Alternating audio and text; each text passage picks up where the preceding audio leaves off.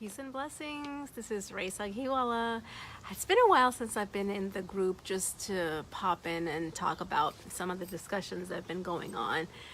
And one of the things that had come up a while ago, and I just didn't get a chance to pop in and record something, was the post about, do you make your child visit their father? And this is a really significant, important one, because when there's a split and there's a divorce, right, the child has no say, really. And so recognizing that the adults and the parents are making all of the decisions, making all of the new rules and the new expectations, it can be kind of scary to a child, and they don't have any choice except to go along with what they're told to do. Yes, both parents are in the home, but it's a different type of security and stability being in a home with both parents that are in a somewhat healthy relationship versus now the home being split.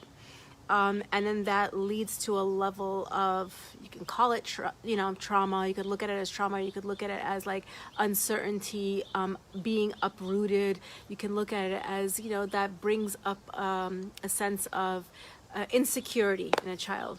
Hey, Rayesa, good to see you. I hope you're doing well. And so I'm kind of I'm pre-framing this question in the context of what's going on for the child, from the child's perspective, really, because, okay, that question of, do you force the child if they don't want to go?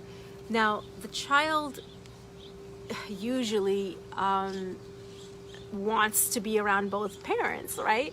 And usually because moms are nurturers and are usually the nurturing parent, and there's a different type of connection and closeness that kids usually have with moms, right? Think about your own relationship with your mom, with your own mom, and your relationship with your dad. It's just, they're different. And so if a child is protesting, resisting, or is communicating to you either verbally or communicating to you with his behavior that he doesn't want to go, then that needs to be paid attention to and not just dismissed. So what I mean about that is that children communicate through behavior. Children don't necessarily have, even some adults don't have the ability to communicate maturely, in a way like sit down and say, hey, look, I'm feeling this, I'm experiencing this, I really don't want to do this, this, and this. They're not going to do that. They're going to have an outburst or a tantrum, or they're going to show and display off-track behavior, and they are going to push back, and they're going to show you how they're feeling through their behavior. That's how it works. And so if something like that is coming up, that means that something's going on for your child, and that is something that needs to be paid attention to. So more than, the thinking that goes on in the mind of like, oh, he needs to go. If he doesn't go, then this happens. If he doesn't trouble, then dad is going to say this, dad is going to do this, the court's going to do that. And, sometimes a flood of these thoughts come into your mind. But I really want to separate all that. When a child is expressing this, there's a problem going on internally with the child, and the child needs to know that he matters. The child needs to know that there is an adult who cares about what he is feeling and what he's experiencing. Hey Noreen, good to see you. Okay, Alice is saying it entirely depends on the age of the child. I have everything from not wanting to go because the same video game was not at my house, his father's house. I've also had them not want to come to my house because I made them wear clothes and pick up after themselves. But now they're teenagers, so we discuss it. You're able to talk about it now, but the thing is that those are not the real reasons. Those are the reasons that they give to you. But they themselves to move around here because my internet is kind of choppy. Let me see. Let me go over here and see if that makes a difference. So those reasons that they give you are not the real true reasons. It's kind of like,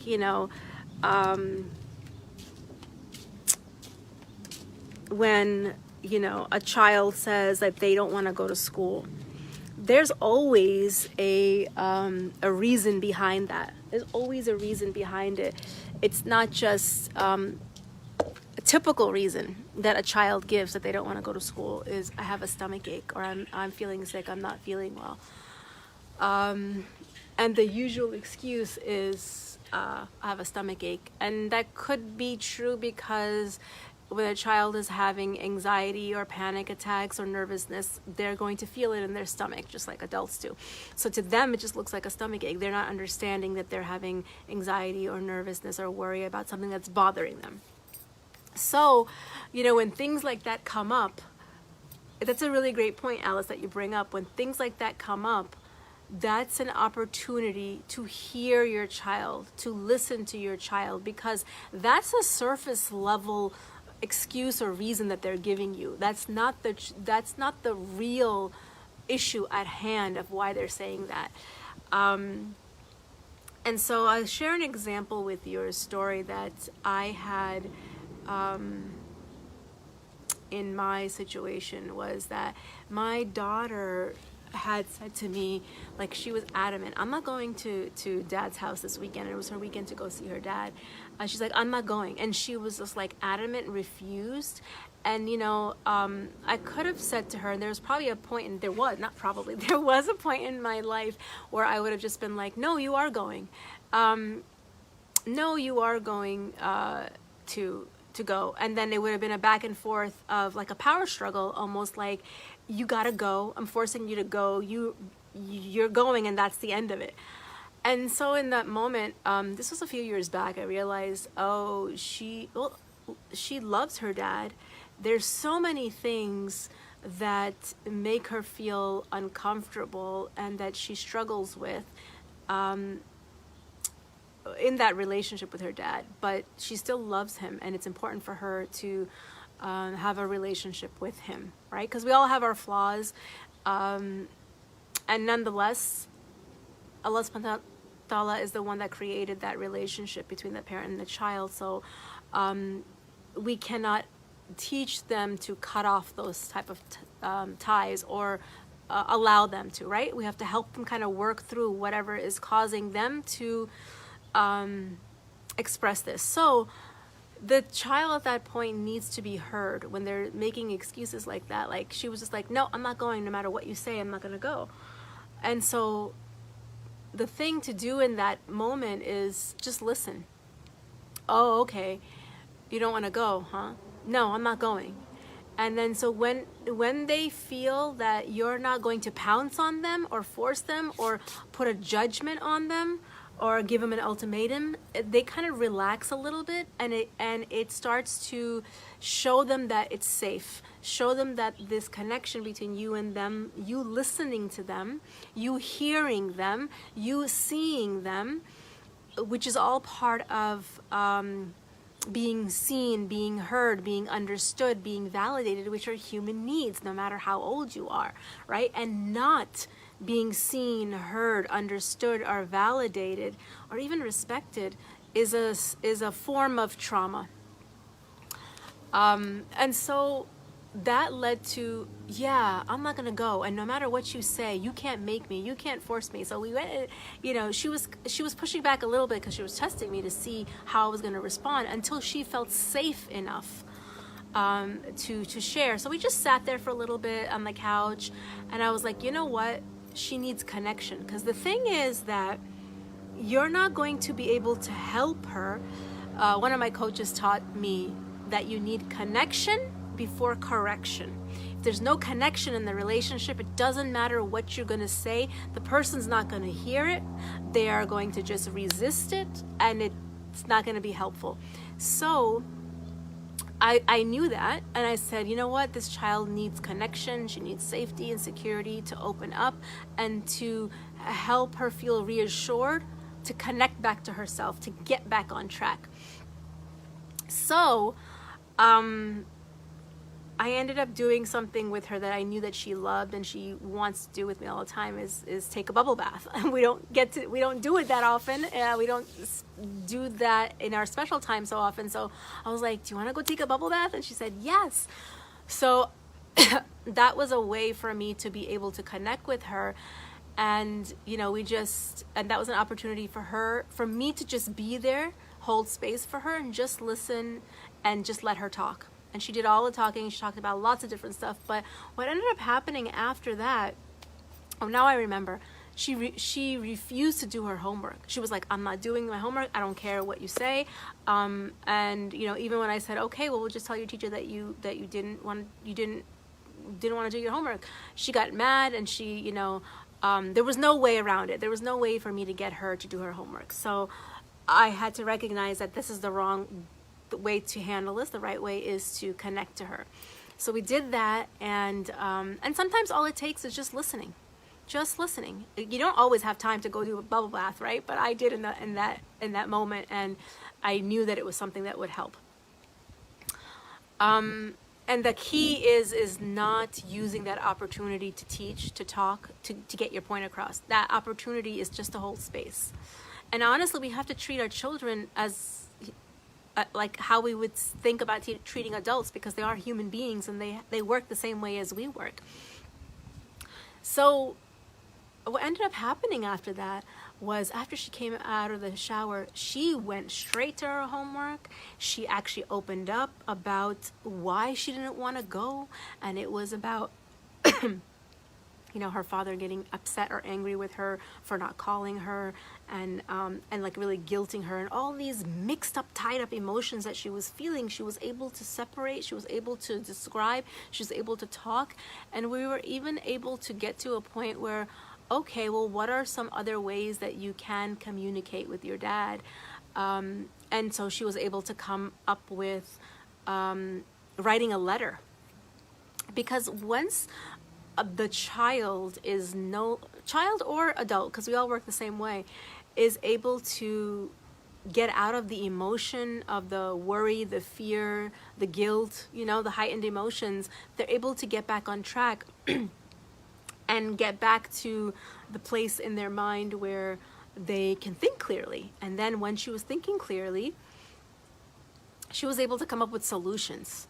And with those solutions, she was able to communicate with her feelings about her dad in a letter, because she also, the whole issue was that dad was complaining she never calls him, and then, you know, if she forgets 1 or 2 days, she has all this anxiety built up about speaking to him, because he's going to ask her all of these interrogating questions of why she's not calling him, and it puts her on the spot and it makes her feel more anxious, so she just wants to avoid it, right? So we got into her being able to write him a letter, and that was about 2 or 3 years ago, and that brought, since that time, you know, what's happened is that he hasn't changed at all, but how she has changed in terms of how she communicates with him has shifted, because of her being able to express to me how she's thinking, how she's feeling. She's able to separate and see his actions and her actions, and how she can still communicate and have a relationship with him without that whole of I don't want to go, or, you know, of just pushing yourself away, because we can't always get rid of the relationships that we're finding it challenging to be in. And so that was just a few tips about how you can help your child when they're struggling about, you know, going to their other parents' home. And again, it's not about forcing them, it's really about understanding them, what they're going through, them feeling understood, to get back to their innate state of their fitra, their resilience, their goodness. Of course they want to spend time with their parent. Who doesn't? Every child loves their parent, right? No matter what, you know, like I said, each one of us has flaws, and we all make mistakes. We all do things that are wrong. What is Pamara saying? Fortunately for me, mine are older, so it's up to them. Alhamdulillah, I don't have to deal with them in that capacity, right? And then once they get to a certain point, we still may be able to have to encourage them, but you want to come say hi? No? I need help. Okay, you need help? Okay. Anything. Yeah. So yes, they are responsible, and you don't have to get involved, but if you see them going off track, here, come here, let me help you. If you see them getting off track, that's what we do as a guide, as a mentor, right? When they're older, it's not about telling them what to do, and it's not even, it's just really just about kind of mentoring them and guiding them into doing the right thing, right? Because the goal is to help them be independent, free thinkers in alignment with doing the right thing, what is pleasing to Allah, not doing what, you want to come say hi? Not just doing what will make you happy, but doing what will make Allah happy. Because at the end of the day, when they become adults, we don't want them to make their decisions based on, this is Orly, our kitten, and this is Sephora. We don't want them just to make decision because mom will get upset or dad will get upset, and that is the problem that brings us into these type of marriages, doing things just to make people happy rather than making Allah happy. So I hope that was helpful in terms of what's actually going on underneath the surface, how you can support your child. And it's not about controlling them to get them to do what you want them to do, because you may know it's the right thing, but you're not in that body or that mind or that heart that needs to make that decision, right? It's the child. And it's not about controlling them, but it's about helping them to deal with what they're feeling, and helping them to become those independent, free thinkers, to do the right thing. Hey, Elena, good to see you. So let me know if this resonated, this was helpful, if you had any follow-up questions. I just thought that there was a lot of discussion about this, and I wanted to just hop in and just share my thoughts on my own experience. All right, ladies, see you later.